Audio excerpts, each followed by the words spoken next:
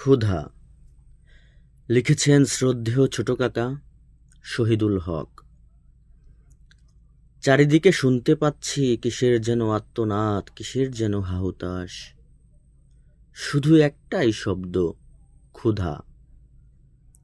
লজ্জা বলতে কোনো শব্দ আছে কিনা ভুলে গেছি। বেহায়া কুকুরের মতো এক দরজা থেকে আরেক দরজায়। একটাই আশা, যদি কিছু পাই। হলো না। দিনের ক্লান্তে ফিরে যায় ভিত্তিহীন বাড়িতে।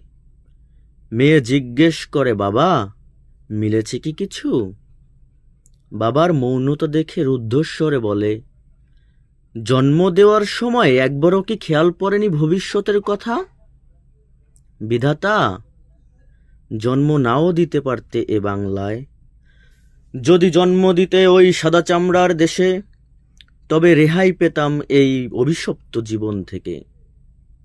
আমি আজও শুনতে পাচ্ছি একটাই শব্দ, ক্ষুধা। ধন্যবাদ।